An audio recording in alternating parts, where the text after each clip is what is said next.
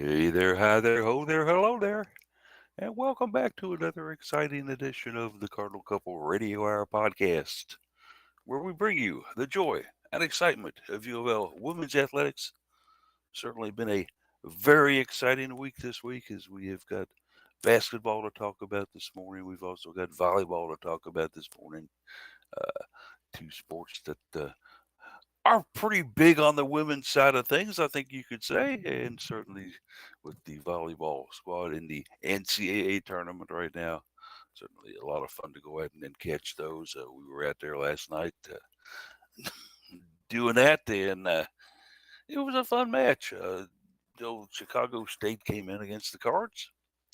It was interesting. They actually gave Louisville a little bit of a tussle in the second quarter or the second game. Or match or whatever you want to call it. But the Set Cards won in three sets, setter and game. Yeah. yeah. So anyway, we have a trio on the tee this morning here with you, as I'm joined by Jeff and Jared. Jared, of course, was out at the hall or at the KFCM Center last night as well, taking pictures of himself in all kinds of different locations, and so we might as well get on kind of into it a little bit here. And I figured what we'd do today, fellas, is kind of start with a little bit of basketball and get that out of the way, and then devote the rest of the time we can to volleyball because honestly, what are you going to say? Oklahoma came in here, the return of Peyton Verhulst, and decided, hey, you know what? We're going to come in here and whip your butt. And that's what they did. They had a huge fourth She did. quarter. Yeah, she did. She did. Yeah, Yeah. she spanked those cheeks red as the Verhulst comes in, and the girl who could not start at Louisville came in and said, "Hey, I'm going to drop 21 points on you, and guess what? I'm going to hit 7 out of my 8 free throws, and guess what? I'm going to beat you." Yeah. Uh, and, Rebounds and assists. And yeah, her whole stat line was pretty impressive.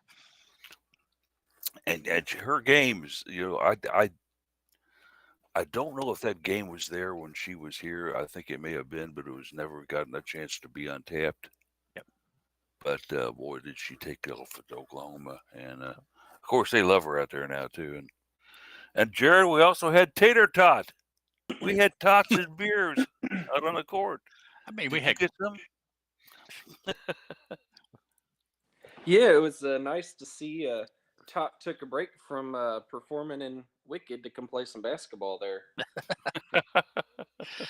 we had curry tots and beers, and Yeah, if you want to be more healthy, they had berry. We had berry. yeah, it You was a know, great it's a spread for food, I culinary guess. Right? delight at that game. Absolutely so. And that Turkish dish, Eastern Boogaloo, which I Yeah. didn't get. A little curry, yeah, if you wanted to mix it up with the berries, yeah. Yeah. But yeah, this is a game that, hey, let's face it, the Cards came out. They took the lead early. They dominated pretty much in the first half, 41-29. And Oklahoma didn't really do much in the third quarter either. Louisville was still up by a pretty nice margin there. The Cards had put up a total of 60 points. Oklahoma was standing there and looking at Louisville and saying, yeah, we're a little bit down, but let's play another quarter while we're here, shall we? And that fourth It's a quarter, trap. yeah, yeah, it was. That fourth quarter was just, Oh, woof. Oh yeah, that's Jared. You were down there taking photos on it, and you saw it unfold right in front of you, and that was just kind of sad to watch, wasn't it? Yeah, I thought Louisville just decided they forgot how to play there in the fourth quarter and moved away from any type of solid ball movement, and then transition defense looked just awful, and Oklahoma was able to capitalize on that. And then a young team, you could see the panic start to set in as Oklahoma's creeping up, and it was just all downhill from there, unfortunately. Yeah, the Cards just don't have that one. And some may call it Cochran as the one, but I don't know if Cochran's the one to go to anymore or not. Sure, she had 17 points against them, and was making some clutch baskets when we needed them, but I just don't think she's our go-to. I don't think we found our go-to yet on this team. But what do you guys think on that? Is Cochran the one that we got to kind of put our hopes and bank our No, success on? I don't think so. Think I don't know if she's just trying to put herself on too much as a veteran player on this team, or if she just really is taking a step back these last couple of years. But she doesn't look just the same that we saw with the firepower that we did when she was a freshman and sophomore. And I can't really figure out why. I guess personally, I think maybe she's just trying to put too much on her shoulders and take too much responsibility. Don't think you really need to do that. There's plenty of talent on this team. Just kind of sit back and find the hot hand and play your role. In this case, I don't think we need her to be the one to really step up and overdo things. And you have to kind of wonder too a little bit here, like I do. This is a graduate senior. She's already got however many degrees she's going to get and working on one more, and she is playing with a bunch of freshmen and sophomores here. And is Yeah, there maybe? Yeah, go ahead, Jeff. yeah. I think that's the story of this team for this year is that you've got a bunch of new faces, a bunch of freshmen and sophomores, and a transfer or two, and it's definitely the question of putting a team together. Not necessarily talent, because they've got a lot of players with a lot of talent, but putting a team together and making them a coherent force as a whole, as opposed to just a bunch, 5 people out there running around as individuals. So that's always been a hallmark of Jeff Wall's coaching style is the team play, passing, and interactions, and not just going out there and winging it and dunking the ball or whatever. I wish we had more dunking in women's basketball, but that's okay. But yeah, that's gonna be the big question. The big question mark for this team this year is how much of a team are they versus individuals. Plenty of talent, even in the newcomers. You see some of the true freshmen coming out there and really doing some great things, but until they can put it all together, I think it's going to be a little tricky. And it was a game where the Cards actually ended up putting 5 players in double figures. Not only the two that you kind of expected to be there with Harris getting 10 points and Cochran getting 17, but they also got a very, very nice game out of Taj Roberts, 13 points. Was not hitting the 3-pointer so well, but still contributed pretty good. Marissa Russell, she tends to be an on again, off again kind of player. She was on for most of the game against the Sooners and ended up with 14. And then Jada Curry. So good to see her back and healthy and out on the court, and 11 points. I think it was her second outing since she came back from the injury. Don't know. Yeah, there was a roar of Sounds like thunder there. Yeah. But yeah. We'll see. I mean, Robert's coming off the ACC Rookie of the Week honors. Yeah. And I think she's going to be a good one. I think this freshman class is going to be a good one. I think that if the more they play Jeffermans, I think is going to help them too, because I really like what she can do in there. And I think she's one of those newcomers that has a lot of talent that needs to figure out how to play in the system. Yeah. But also needs to get up to speed a little bit. She's a little rough, a little raw, but I think she's got some real potential. Obviously, she's got some size, which is nice. And figuring out letting the game catch up to her catch up to the game.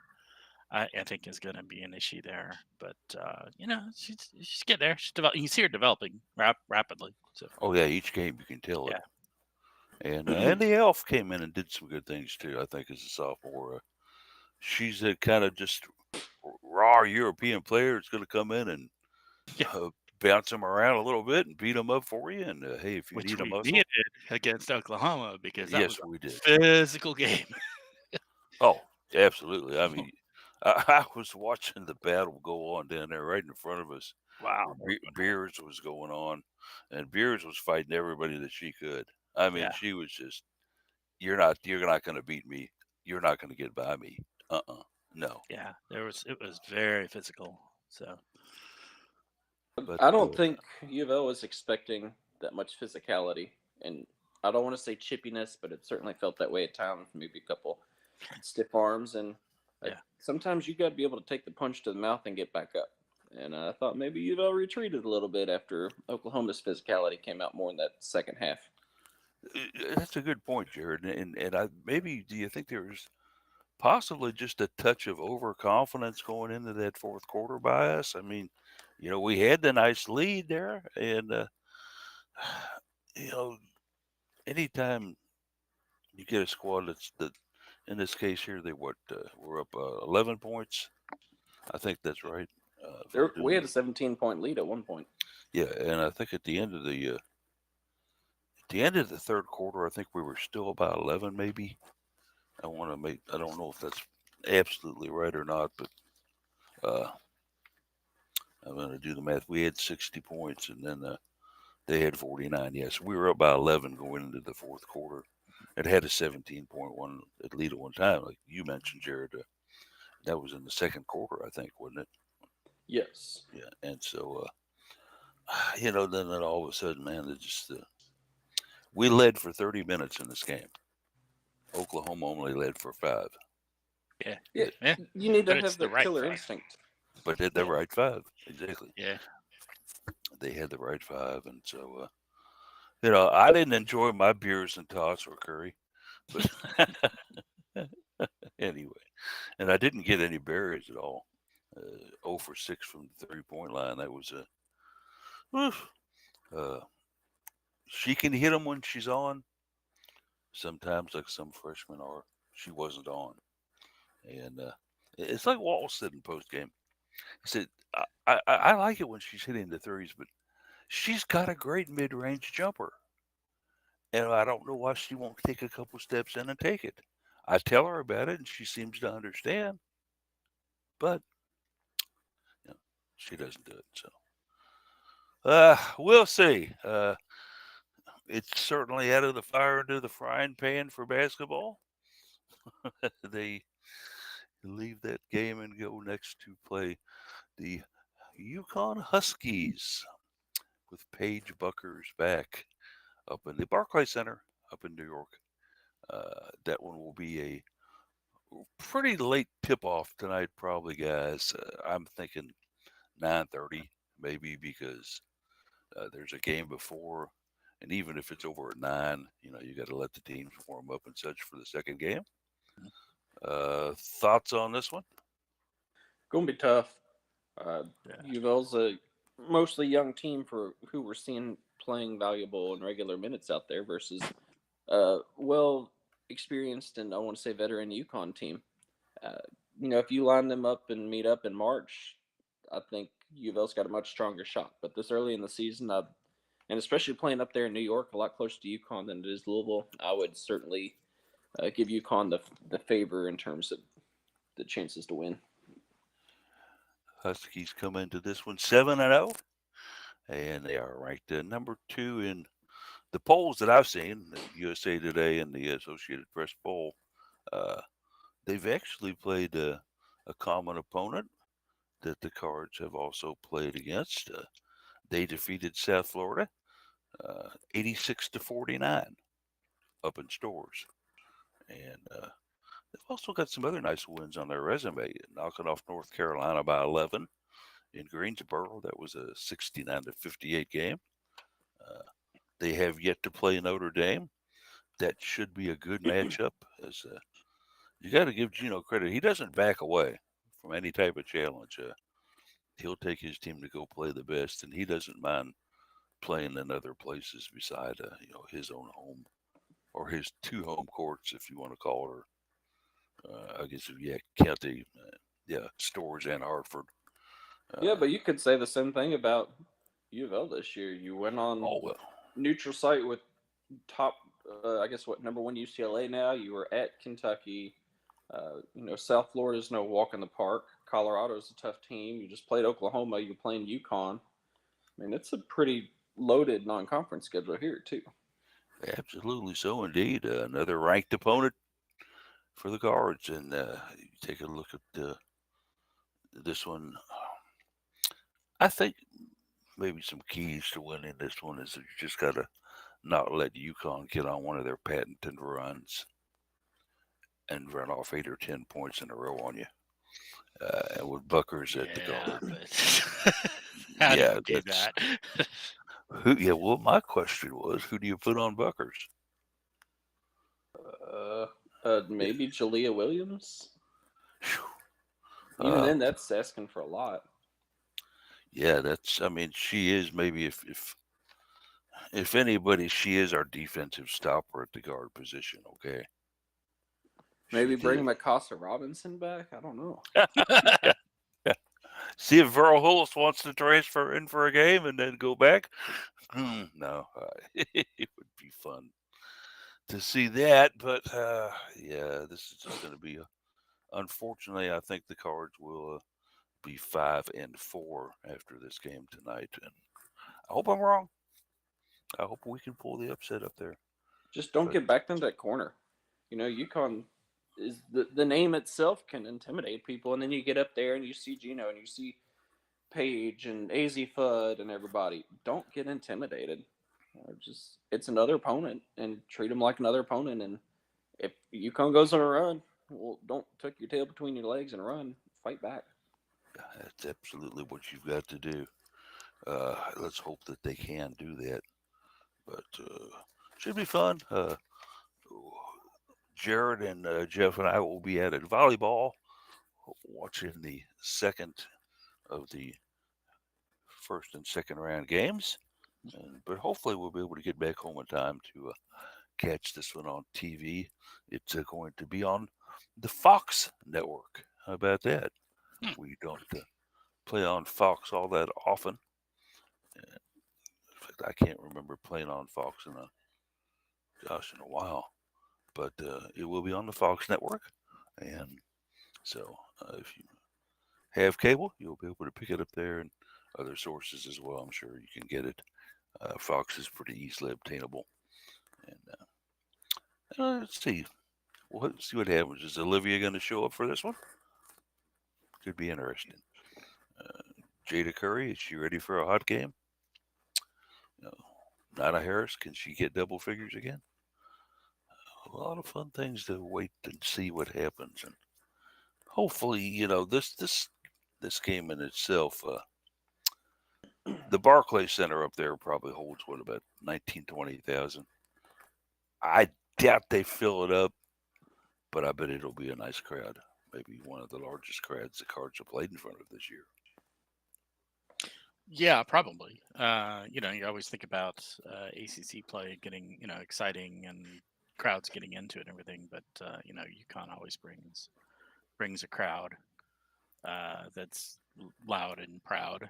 I remember back in 2013 in the Final Four in New Orleans, where I was out and about in the city during the day, and UConn fans, we'd already won the semifinals. We were playing UConn in the finals, and UConn fans were like, "You don't actually expect to win, do you?" Really? It's like, let's go ahead and play the game, though, please. Yeah. So anyway, a little arrogant maybe, but yeah, it's going to be a loud crowd. It's going to be a UConn heavy crowd, but yeah, it should be loud and fun. Yeah, there was certainly a situation where uh, Gino has always managed to bring in the best and put the best out there on the court against schools, and he's certainly got some very good ones up there right now as well. Fudd, as you mentioned, of course, Buckers, and let's just hope that the Cards can compete and hang in there. And it's a young team, and we keep hearing this over and over and over again. And then I've had somebody look at me and say, "Well, you're calling it a young team, but he's starting Harris, and look who else he's starting out there. He's starting Cochran's out there, and he's got the others that have been there for a while. How about Mercedes Russell or Marissa Russell? Yeah, Yeah. and Boogaloo's back. Well, Uh, if you break down the roster to argue against that, you've got 9 freshmen, Now, one of them's a redshirt freshman, Sosa, and then you've got a freshman who is taking a redshirt year this year, Rebecca Graves. So you're, uh, we'll say 8 freshmen that are playing this year, and then you've got a sophomore with Aleph. Nyla's only junior, and then you've got 4 senior grad students. Well, you look at this, and at least half the team, or slightly over half the team's, a freshman. Yeah. So yeah, you may be seeing Marissa and Olivia and Jada all getting a fair amount of playing time, but as a whole, this is still a young team. You don't have a veteran bench and experienced bench to go to yet. And that may be the key right there, Jared, is once you get past these starters, yeah, what strong strength do you have coming in off the bench? And right now, well, I think it's kind of like potluck. See who's out on what day. Yeah, Yeah. but it's like I told you the other day, Paul, is if Walls can keep this freshman class together and you keep Aleph with it too, you've got at least a couple Final Fours, in my opinion, coming up. Probably not this year, but in future years, I really see those as high potential with this talent. That's a very, very good point, Jared. And I think that what you say has a lot of merit to it, as long as they can continue to play together and grow together. And of course, if they decide not to take advantage and transfer out to other schools, that That comes down to NIL. What's Cardinal Couple able to throw their way to help it out? y- yeah, we've tapped into Jeff's bank account, so Eh, we're good. eh. Just don't We, forget that I'm unemployed at the moment. well, that's yeah, that's true too. That's going to be a key, and isn't it about time? Well, I'm not going to get into the politics of NIL support by local communities and businesses, but we certainly have some very, very large corporations here in our town that would be able to, I think, provide a very, very nice financial assistance to the University of Louisville. Uh, and let's hope they do and continue to do, because certainly the basketball team from the women's side is a very, very good top 25 school all the year, every year. And the men are finally coming back a little bit. And that's good to see. So, Did you see Mark Murphy's cartoon the other day? All right. no, I missed that one. No, so it was earlier. I think it was earlier this week. It was a cartoon, and it shows on the left side like a men's basketball player and a football player, and it says, Cardinal men, says, we're back, right? And then on the right side of the frame, it shows a women's basketball player and a volleyball player. The caption is, "We never left." Yeah. I like it. Yeah. And I like it. Should be a good crowd tonight out there. Moving over to a different type of ball. There's still a net, but it's a wide net. And some very high jumpers on this court. It's called volleyball, and it's going to be a big one tonight as the Cards move into the second round of the NCAA tournament after taking on Chicago State. And where is the state of Chicago? Yeah. One of those fake states. Yeah. Another fake state, Yeah. correct. But this one, Thin rostered Chicago State. they didn't have enough people to send to the concession stand, did they? Man, that was, they introduced the starters. The other 3 girls are standing there like, hi. Yeah, 2 actually, because you announced Libra as the starting lineup. That's right. Yeah. Yeah. But, They only had 7 players play. I mean, yeah. I guess they didn't substitute. I wasn't really paying attention. Did they not have any substitutions? I think they brought in one substitute, the Calderon. I think she was the only one that came in and subbed for him. But I could be wrong on that. Was she the Libra though? I think so. Yeah, I think they all didn't. They didn't substitute, Jeff. They Yeah, other than Libra, yeah. And, wow. The Cards certainly took advantage of this one early with a 25-10 first set win. Then they got a bit of a battle from Chicago State in the second set, 25-18. but finished up in fine fashion, 25-13 to get the sweep, and uh, ended up, I think being good but not great. Louisville did what they had to do, and the good thing is that Danny Busboom Kelly got a lot of different players into this one to see action. Yeah, towards the end, you saw some of the players that don't get as much playing time get on the court, and I think you saw a little bit of our level of play dipped a little bit as a part of that. But it's good to get those players that experience at the tournament level and just on the court in general. And several of them held their own and did well. But yeah, I kind of felt like our team did not communicate well last night. We had players running into each other and stuff like that, even before we put a bunch of subs in late. I'm thinking in general here, so we got to clean that up. If we play like we played last night, if we play like that tonight, it's going to be an interesting match, I think. But yeah, good to see Alana Bankston and some of the other folks. Peyton Peterson got in, plays just played a little bit. They both played a little bit, so to see them play a little bit, it's really good. Particularly great, I think, to see Peyton Peterson getting in when the whole Northern Iowa team and staff was sitting in the end zone, and saw all of them erupt in cheers when she entered the match. So that's pretty cool. Yeah, of course, a little bit of a family tie there. Right. Her mother is the head coach at UNI. Yeah, and her twin sister plays there. She has one sister playing and one redshirting, if I remember correctly. I didn't know about another. I knew the one that's playing is her twin. Yeah. But yeah, I was not aware of another. I think it is, but we will, of course, check the schedule and make sure when we get there tonight. But I thought I heard that from somewhere. We were sitting down there talking with Brad Knoop, who handles the post game, and didn't have much work to do last night because they came up and sat down, and he didn't have to say anything. But I'd like to introduce the Louisville post game players and Coach Danny Busboom Kelly, and he was done. Yeah. They took it over. They handled it the rest of the way, and they gave us about a good 15 minutes. You think, Jared? Talked about a lot of things, and then we did not get an appearance from Chicago State, but then they did show up later. Oh, they did?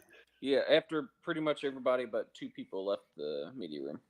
Oh, okay. So they were just late showing, but yeah, I mean, I thought we got some good comments from Debo and Sophie and DBK. The match probably is just yesterday was probably just a tough one to get up to. You're facing a lower level opponent that's got a slim roster, and you could tell the Cards were just on cruise control especially the first set. And cruise control can be dangerous, as Jeff mentioned. You saw a lack of communication and a couple of folks running into each other here and there, and I think we gave Chicago State about half of their points on the match, just attack errors, service errors, which is not a concern when you're playing a team like Chicago State, but it is a concern when you get on to Sweet 16, Elite 8 and beyond, when you're playing, Stanford or Pitt or so. You can't just give up that many points to opposing teams. So I think that's something I'd want to address, even going into today's match. It's interesting in the fact also that Kara Cressy only played one set. Yeah, they've done that a lot this season, where they kind of rotate around the middle hitters and middle blockers.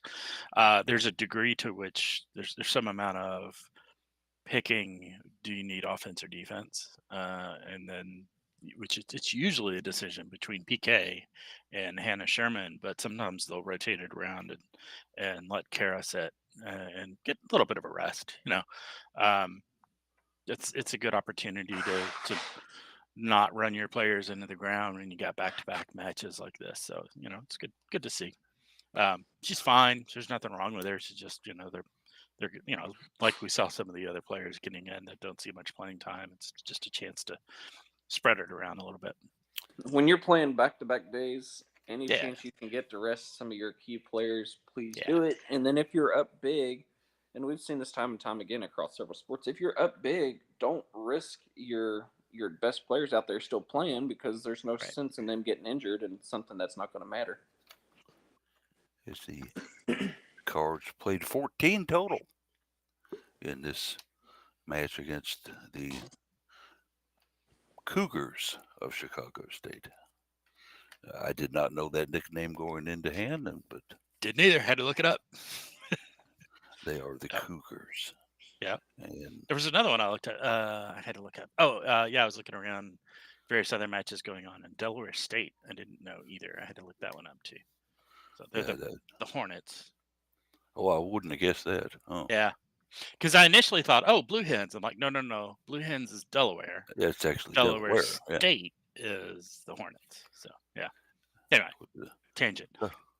Talking with our buddy Eddie Gunter, Jared, and he was telling me that he had heard that only 2 players on the Chicago State team spoke English.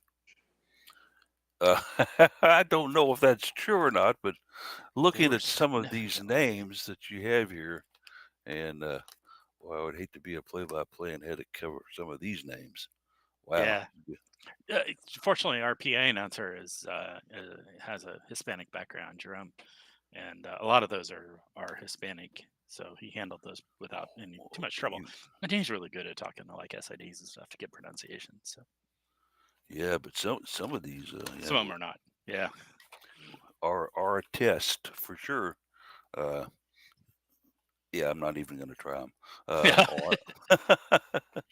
But they did, as you mentioned, relatively played only 7 players, and certainly a school. I think that obviously I think they were okay in winning the Northeastern. Oh goodness, division. I don't know. I think that's what they came out of and won.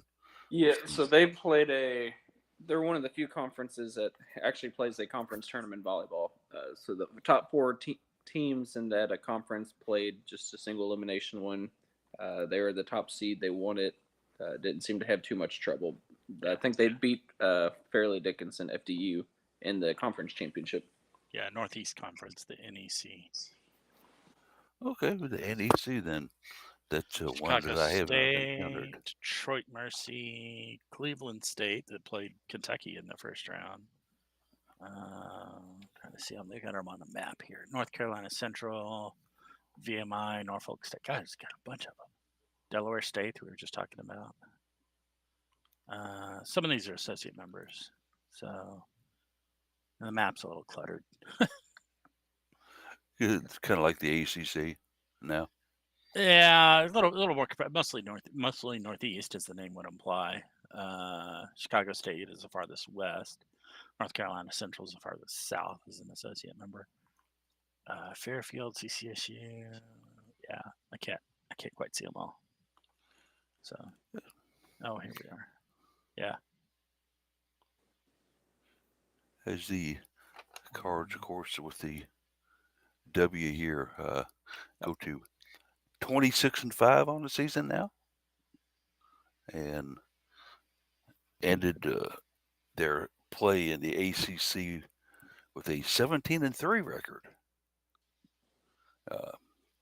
Chicago State, of course, backing out. It's a single elimination tournament, of course, and they end their season at 19-10. Ended up going 13-1 in that Northeastern Conference, though. So they did kind of rule the roost in it, so to speak. A nice crowd down at the KSCM Center.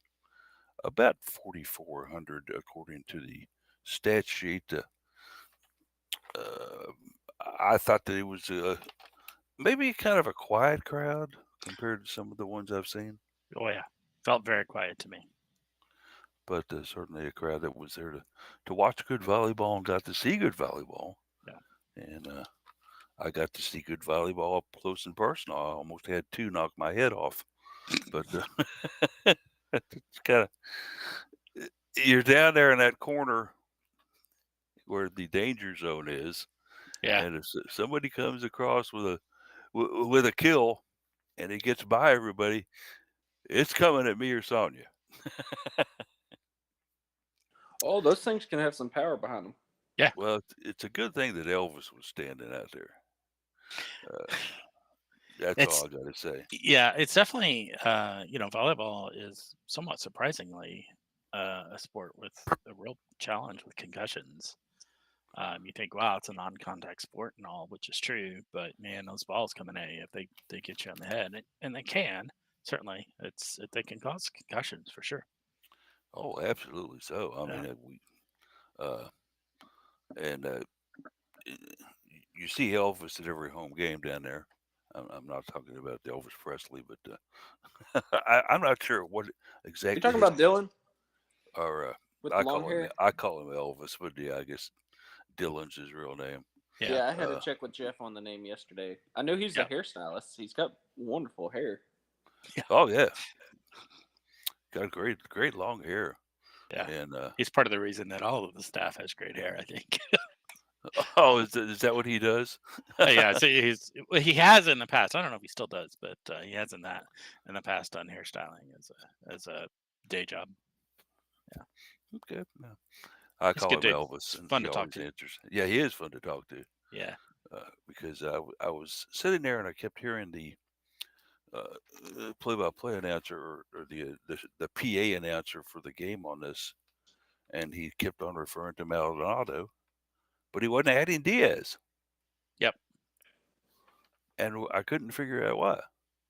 Yeah. So I actually asked preseason. I asked if he because I do this show with you all. I said, how do what is the correct form of address? How do you pronounce things like that? I always check with players as if there's any question about that. And she explained that Maldonado is the family name of, I think, her mother. I may have the reverse, but I think her mother. And Diaz is the family name of her father. And she said, so they're both surnames. So you can say either or both, and it doesn't particularly matter. She's like, I said, so what do you want me to refer to you? She said, I don't care. It's like, all right. Yeah, it's an interesting cultural thing. I was actually talking to one of my agents at work the other day, and as a child, as you mentioned, you've got the multiple surnames. Is you take one surname from each parent, and that becomes your last name, and then that just continues to follow down throughout the generations. So that's why you'll see with Hispanic folks, it's always a dual surname Yeah. situation. And then addressing them, they're you can use either or both. So yeah. I have learned something new today. Then I did Yeah. not know that. Yeah. Just always ask them first if they prefer both surnames or one. Most Yeah. of them are pretty relaxed, but it's always good to check. That's just general good advice when you're dealing with people's names. Is to just say, well, How would you what like do me you to want? address you? Yeah. I asked. I'm gonna say it Nayelis Cabello because I asked her as well. How do you pronounce your name? And that's what she gave me. And a lot of people are pronouncing it with a much more Hispanic pronunciation. And I suspect she does use that with quite a few people, more Hispanic form of that. But she told me Nayelis Cabello, and all right, that's what I use. So And it's certainly refreshing to also hear in the post game when we had the players come in to kind of talk a little bit. I kind of wish I would have stayed around to hear Chicago State, but I didn't think they were going to show, and obviously a lot of people didn't. But when the players came in and just to kind of hear talking a little bit, Sophia was talking about how she had never had the chance to play in an NCAA contest until this year. which shocked me. I didn't realize that Arizona had not made the tournament during her tenure. She was obviously quite a good player out there Yeah, on a star. kind of Yeah, a big fish in a small pond, so to speak, I guess. But it talked about it quite freely. She said, "I wanted to come to Louisville to play in the NCAA tournament, and Hmm. now I'm here." So I'm going to make the best of it. I'm here to play. And she was quite emphatic about that. Then it was such a well spread attack for the Cards last night, too, guys. Looper ended up with 9 kills. Sophia had 9 kills herself. He had some others come up and step up big. Of course, Anna had 7. Uh, and Anna was out there and playing hard, but she was making sure her teammates got quite involved in the action. Reese Rollins just banged through on the middle with 8 kills. And certainly it was a chance, I think, where Danny could kind of, as they like to say, let the boot belt loose a little bit and relax. Got a lot of good players out there. And at one time, Chicago State was hitting 0%. And Sonia asked, how is that possible? I said, well, it's just on how they make it the actual determination of the number. Blow her mind and point out that you can go negative, actually. Yeah. So, And I didn't point that out there. But yeah, you can certainly indeed. And I think that the Cards will have probably a little more of a test tonight. We'll see what happens with that. yeah. And I suspect they'll be more up for it because it is it's expected to be a more competitive game. I hope so. I think they need to be. But yeah, I'm hopeful that they'll be. It'll be a little bit more exciting, both on the bench, on the floor, and in the crowd. Yeah, this crowd was not the normal raucous bunch of loud cheering fans that would play, for example, in the LNFCU. Yeah. And I didn't even. Did you get a chance to do any Cards cheers, Jeff? Sure. Oh yeah, I watched Yeah. them do one right by me. Did two every set. I didn't even know what section you were in. Yeah, over behind the starting bench for the Cards. Oh, okay, all right. Yeah, real P. I did not see any of those. Yeah, but that was. It was definitely, the crowd was subdued and a little hard to get into it. There were some people participating, but not a huge number. So hopefully it'll be a little more exciting tonight, a little more up, a little more energy. That one certainly will be a fun one, and of course, obviously, plenty of good seats still available if you want to come out to the KFC Yum Center. And I think $15 tickets are the highest you can pay on these, isn't it? I don't know. I haven't looked. There were some pretty affordable tickets. I had Yeah. a coworker that he and his family all got the middle section 116, pretty high up, but still that's lower bowl. And he said he kept it within I don't know, $60 or something. Yeah, I bought 4 tickets. I was buying on behalf of a friend as well, a pair. So, and my total bottom line after all the fees and everything was $110, and that was for both sessions, last night and tonight. So, yeah, for just tonight, yeah, you should be able to get some real bargains. There's just so many seats. There's no reason to pay more than face price. Yeah, absolutely. Yeah, there's for volleyball, I'm sure that they could very easily, if they could, get at least 18,000 in there, right? Yeah, I mean, it could go to the capacity of the KFC Center, which would be about 22. Yeah. Yeah, and would they open up? I guess they would open up the upstairs for that too. If they had that much demand, yeah, and obviously they will be in 2 weeks for the Final Four, because demand is definitely there for that. I think it's sold out, basically. So, but certainly should be a good time for the Cards again tonight as they take on the Peterson gang. yeah, yeah. So the answer, by the way, on the sister act there is they had Bobby and Dwayne, who are the parents, have 2 sets of twins. The older set of twins both played at UNI. One started somewhere else and then transferred to UNI, but they've also both graduated. So now it's just the younger set of twins that are playing, which is Peyton and her twin, and then catch the name. Peyton and Jaden are the 2 that are true freshmen this year. So they actually don't have anybody A third one redshirting. No, they had the two older twins, Bailey and Yeah. Sydney, who played. One played elsewhere and then transferred to UNI, and so both Bailey and Sydney were playing at UNI for at least their senior season, but they have graduated. So The prep then for that one was all wrong for that. But anyway, why doesn't that surprise me? yeah, I don't know. Michaela Chester did a couple of with the NCAA did a couple of at least Instagrams. I don't know if it may have been on TikTok as well, but talking about all the sisters playing in the NCAA tournament, and there's a bunch. She did like 2 different videos of it because she did a bunch for one, and everybody's chiming in. Oh, you forgot about so and so and so and so. So she did 2 of them, and Louisville actually has 3 sets of sisters, parts of sets of sisters. Obviously, we've got Peyton, we've talked about. Naelis, her older sister Naomi, plays at NC State. We saw them play earlier in the season. And Kara Cressy apparently has a younger sister playing, which I did not realize. So, yeah. Oh, interesting. Yeah. Where did she play? I don't know.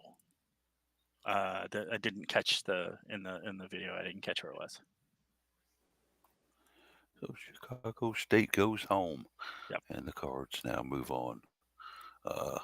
Some of the keys that you can see in this one, Jeff, there's certainly, as number 1 seed, obviously, they're supposed to be the best in this region. Yep. What kind of challenges do you see them getting this evening? UNI is a very good team. We played them earlier in the season and we did beat them, but they're a tough team. They're well coached. They're maybe not as much pure raw talent, but if it's, I think a lot of it is the mindset, the mentality for Louisville. If they come out up and engaged and in gear and playing at the level of play that we know they can, this should be a good win for UofL. If they come out and they're on cruise control like they were last night, it could get a bit interesting. Certainly UNI has the ability to take advantage of mistakes, and so if they're not playing cleanly and well, then that could be a problem. And you and I probably did a more advanced scouting report on the Cards than any opponent they've had this year, simply because the mother of one of the players was watching every game to see her daughter play. Maybe after the fact, but yeah. Peyton Peterson's mother, Bobby, is the head coach at UNI. And so it'd be fun. She was able to be here for a couple of matches throughout the season, so at least 2 or 3.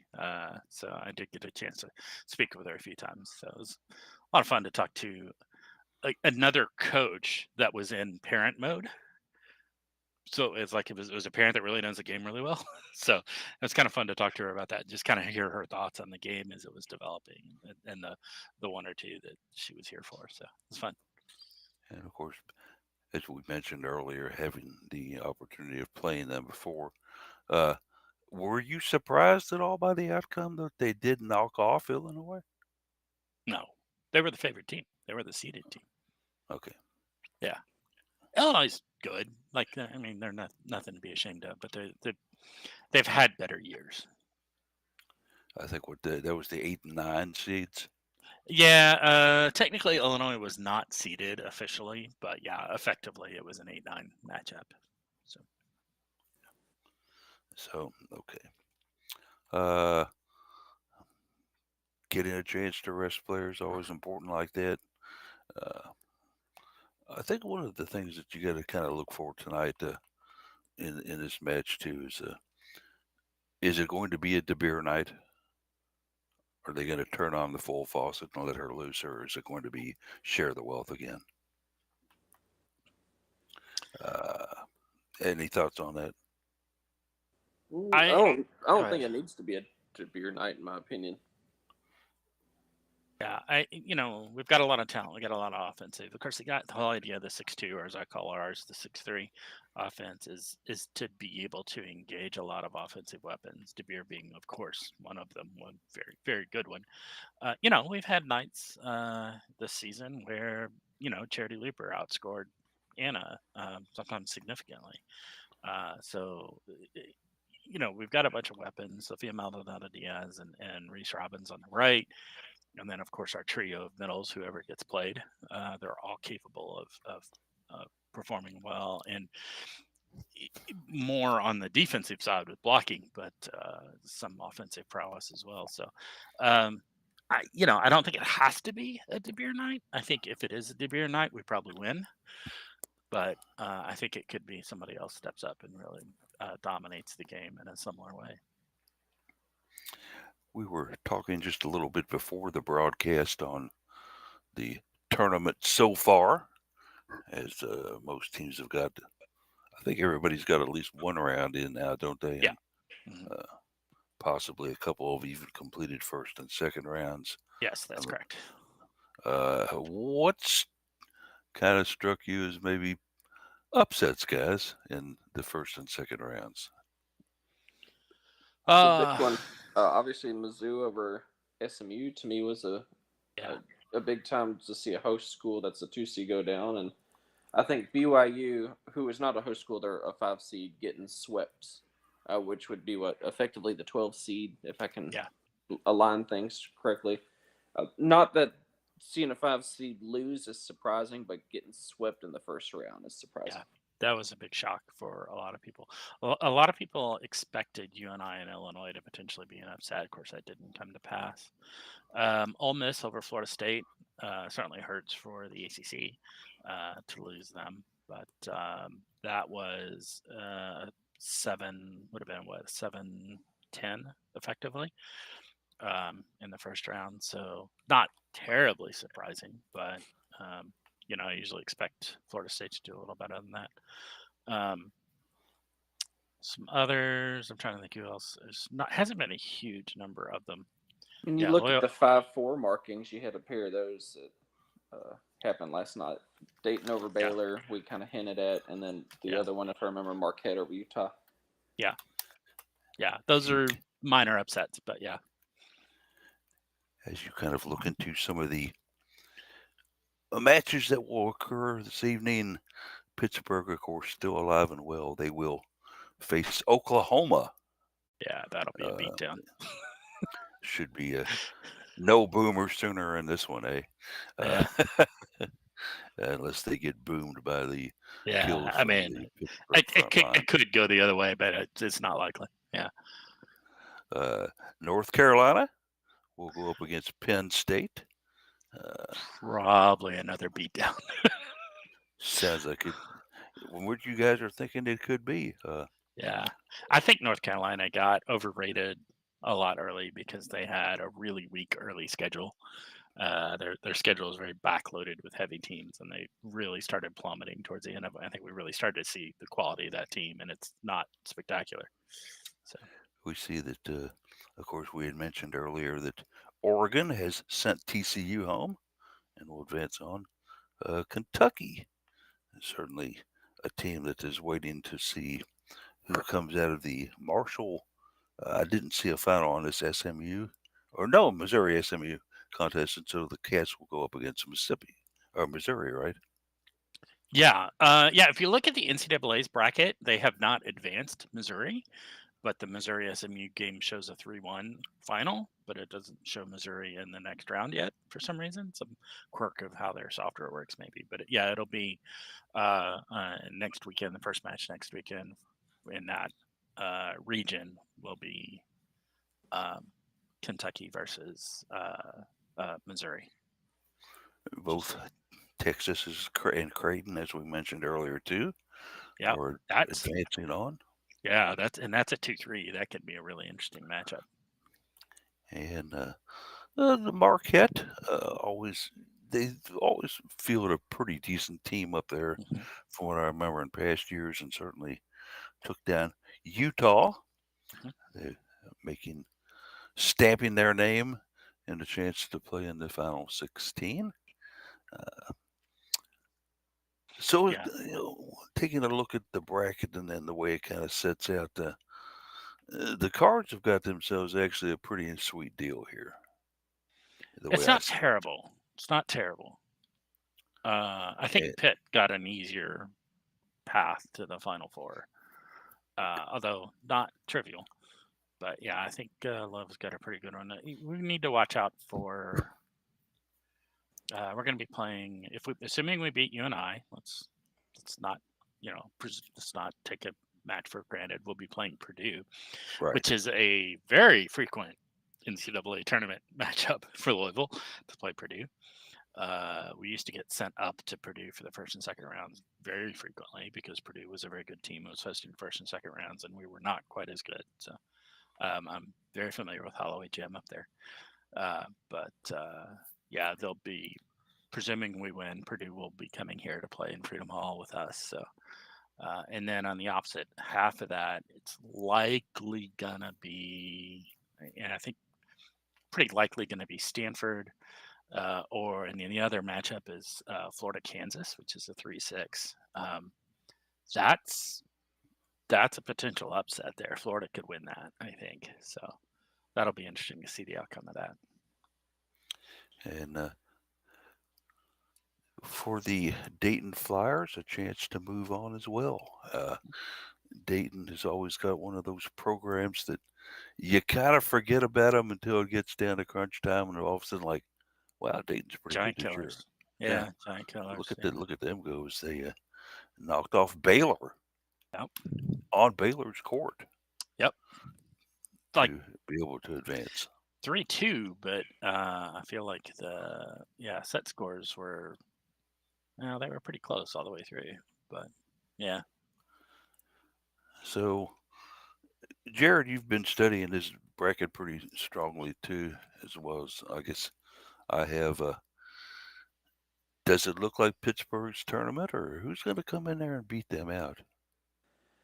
You look at the just overall season, and it's hard to just think anybody really besides Pitt or Nebraska. I think if I remember correctly, both of them entered the tournament with one loss apiece. For Pitt, the only team that beat them this season lost to Mizzou yesterday.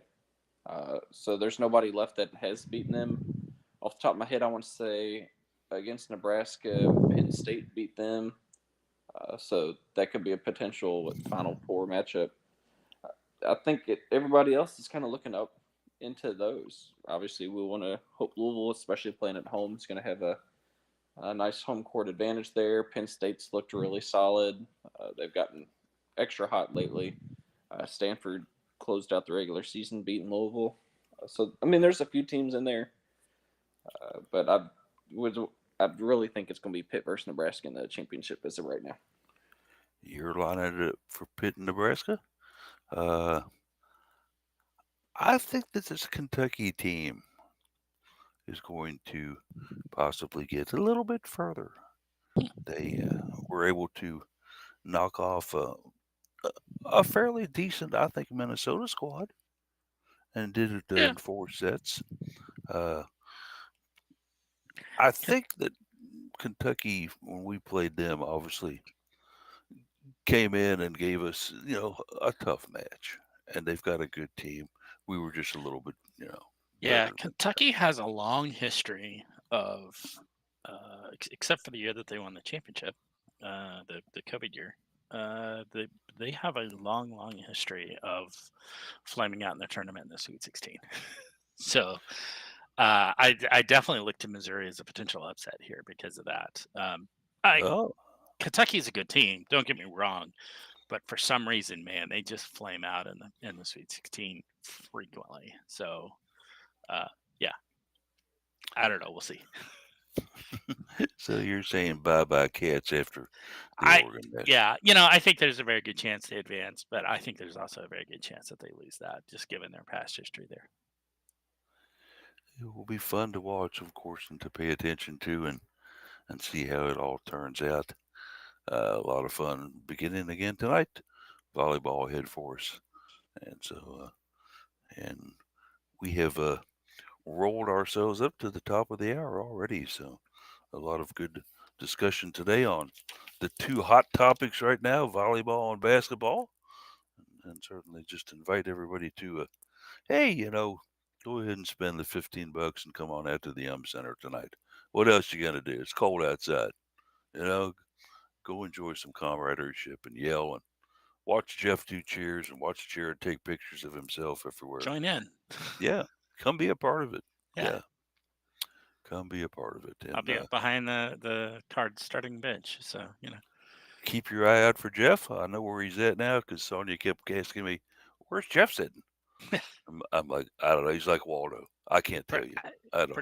Pretty much the same place I pretty much always said. I almost always try and get tickets in that 115 section. So, for whatever. But we know where he is now, so we'll certainly keep our eye out for him and hopefully see you too. And if you see us out there, we're pretty recognizable. Come up and say hey to us. I did have a couple people stop and talk to me who read the website and listen.